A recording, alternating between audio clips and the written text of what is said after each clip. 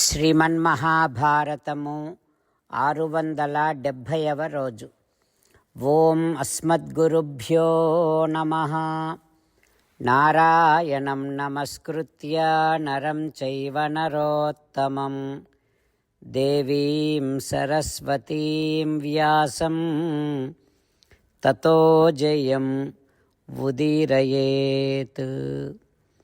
శ్రీమన్మహాభారతము సభాపర్వము 80వ అధ్యాయము ద్వారా సూత మహానుభావుడు శౌనకాది మహర్షులందరికీ ప్రవచనం చేస్తూ ఈ రకంగా చెబుతూ ఉన్నాడు. ఓ మహర్షులారా, వైశంపాయన మహర్షి జనమేజయ మహారాజుకు శ్రీమన్మహాభారతాన్ని ఉపదేశం చేస్తూ ఇలా చెబుతూ ఉన్నాడు. ఓ రాజా, విదురుడు ధృతరాష్ట్ర మహారాజుతో ఈ రకంగా చెబుతూ ఉన్నాడు. ఓ రాజా, ద్రౌపది ఏకవస్త్రగా తన వస్త్రము మీద నెత్తుటి మరుకలతో విలపిస్తూ అరణ్యవాసానికి వెళ్ళే ముందు ఈ రకంగా అంది. యత్కృతే అహమిదం ప్రాప్త తేషాం వర్షే చతుర్దశే హతపత్యో హతసుతాః హత బంధుజనప్రియాః బహుశోణిత దిగ్ధాంగ్యః ముక్తకేశ్యో రజస్వలాః ఏవం కృతోదకా భార్యాః ప్రవేక్ష్యంతి గజాహ్వయం.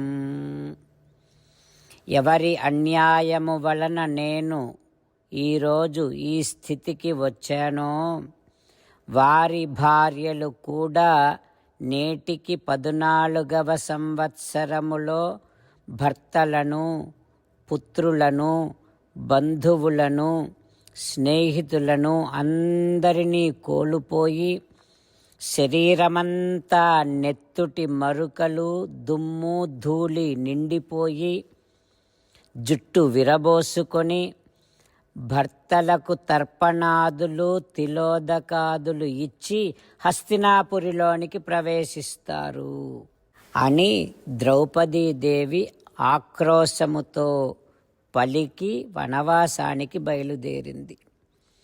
ఓ ధృతరాష్ట్ర మహారాజా, ఇక ధౌమ్యుడు. ఆ ధౌమ్యుడు చేతిలో దర్భలను పట్టుకొని ఉన్నాడు.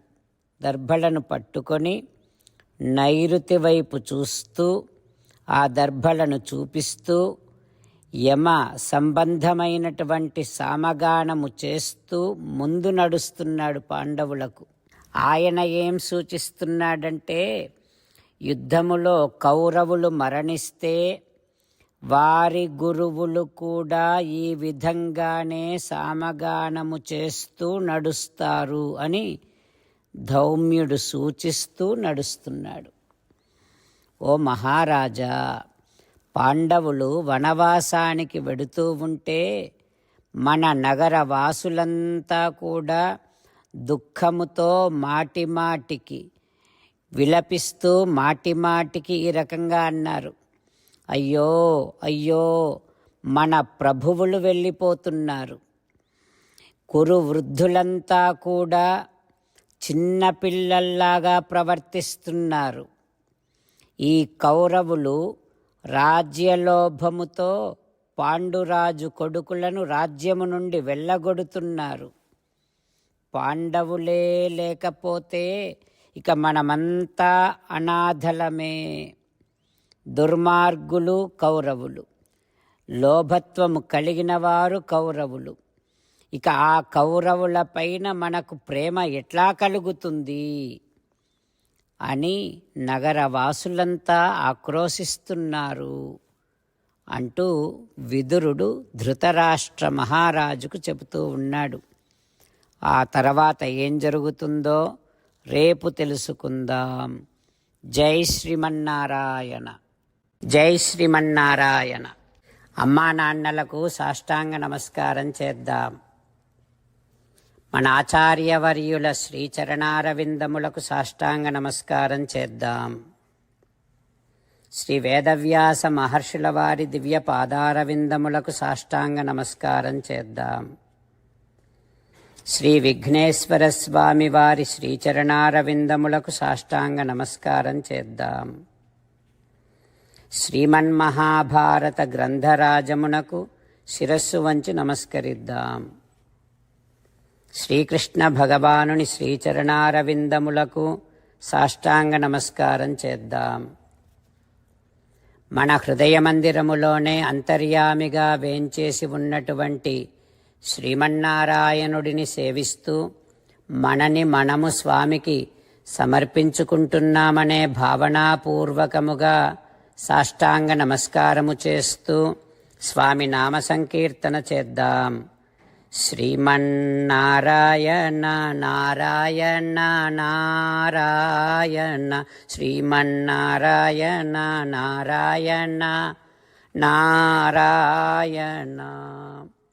శ్రీమన్నారాయణుడే శ్రీకృష్ణ భగవానుడిగా వచ్చి మనందరికీ భగవద్గీతను ఇచ్చి మనందరినీ ఒక 8 పనులు చేయమని చెబుతూ ఉన్నాడు.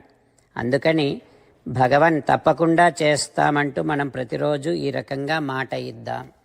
హో శ్రీమన్నారాయణ కరిష్యే వచనం తవ సర్వం శ్రీకృష్ణార్పణమస్తు. జై శ్రీమన్నారాయణ. జై శ్రీమన్నారాయణ. భక్తులకు ప్రత్యేకమైనటువంటి విజ్ఞాపన. మీకు అన్ని విషయాలలో వెంటనే మంచి ఫలితాలు రావాలి అనంటే ప్రతిరోజు 1 నిమిషం వెచ్చించి నారాయణాస్త్రాన్ని చదవండి. ఇక మీకు తిరిగే ఉండదు. నారాయణాస్త్రాన్ని పొందడానికి మీరేం చేయాలంటే నారాయణాస్త్రం అనే వెబ్సైట్కి వెళ్ళి మీ పేరు మీ ఈమెయిల్ ఇస్తే మీ ఈమెయిల్కి నారాయణాస్త్రం PDF వస్తుంది. అందులో ఒక రామాయణ శ్లోకం, ఒక గీతా శ్లోకం, ఒక విష్ణునామం ఉంటాయి. ఆ 3 కలిపి నారాయణాస్త్రం అంటాం. ప్రతి ఒక్కరికి వేరువేరు శ్లోకాలను ఇస్తున్నాం. ఆ రకంగా ఎవరి శ్లోకాన్ని వారు ప్రతిరోజు తప్పనిసరిగా చదవటం వలన ప్రతిరోజు ప్రతి 24,000 భక్తులతో ఒకసారి సంపూర్ణ రామాయణ పారాయణ, 33 సార్లు శ్రీమద్ భగవద్గీత పారాయణ, 24 సార్లు శ్రీ విష్ణు సహస్రనామ స్తోత్ర పారాయణ జరుగుతుంది. ప్రతి ఒక్కరికి అంతటి విశేష ఫలితము ప్రతిరోజు లభిస్తుంది. అందుకని మీరు మీ కుటుంబ సభ్యులు అందరూ ఒక్కొక్కరు ఒక్కొక్క నారాయణాస్త్రాన్ని వెంటనే పొందండి. జై శ్రీమన్నారాయణ. శ్రీమద్ భగవద్గీత సారాంశముగా 18వ అధ్యాయములో 65 నుంచి 69 శ్లోకముల ద్వారా శ్రీకృష్ణ భగవానుడు మనందరినీ ఒక 8 పనులు చేయమని చెబుతూ పరమాత్మ ఈ రకంగా అంటూ ఉన్నాడు. ఎవరెవరైతే నేను చెప్పిన ఈ 8 పనులు చేస్తారో వారందరూ నాకు చాలా ఇష్టమైన వారవుతారు. అప్పుడు వారిని నేను సకల పాపముల నుండి సకల దుఃఖముల నుండి విముక్తులను చేసి నా అంతటి వారిగా చేసుకుంటా, తరగని ఆనందాన్ని అనుభవింపచేస్తా. నిజమే చెబుతున్నా, ప్రమాణము చేసి చెబుతున్నా అంటూ సాక్షాత్తుగా దేవదేవుడైన శ్రీమన్నారాయణుడైన శ్రీకృష్ణ భగవానుడే మనను ఈ 8 పనులు చేయమని చెబుతూ ఉన్నాడు కనుక హో శ్రీమన్నారాయణ కరిష్యే వచనం తవ తప్పకుండా చేస్తా, నువ్వు చెప్పినట్టే చేస్తా అంటూ మనం ప్రతిరోజు దేవదేవుడైన శ్రీమన్నారాయణుడికి ఈ రకంగా మాట ఇద్దాం. హో శ్రీమన్నారాయణ నువ్వు చెప్పినట్టే నేను నిన్నే సంతతము ధ్యానము చేస్తూ ఉంటా. హో శ్రీమన్నారాయణ నువ్వు చెప్పినట్టే నేను నీ భక్తుడిగానే ఉంటా.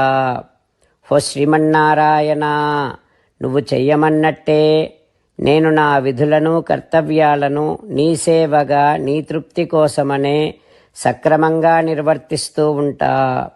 హో శ్రీమన్నారాయణ నువ్వు చెప్పినట్టే నేను నీవాడిని అనే మహావిశ్వాసాన్ని సంతతము కలిగి ఉంటూ నా హృదయములో నీకే నమస్కరిస్తూ ఉంటా.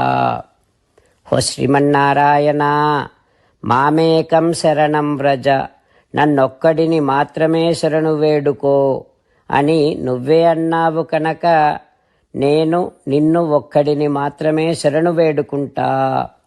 హో శ్రీమన్నారాయణ మా శుచః ఇక దుఃఖించకు అని నువ్వే నాకు భరోసా ఇస్తూ ఉన్నావు కనుక నేను ఇక దుఃఖించను.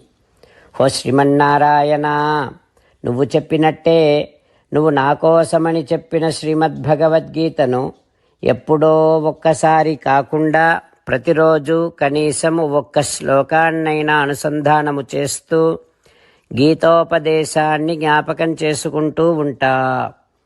హో శ్రీమన్నారాయణ నువ్వు చెప్పినట్టే నువ్వందరి కోసమని చెప్పిన శ్రీమద్భగవద్గీతను తెలియని భక్తులందరికీ తెలియచేసే నా వంతు ప్రయత్నాన్ని నిరంతరము కొనసాగిస్తూనే ఉంటా.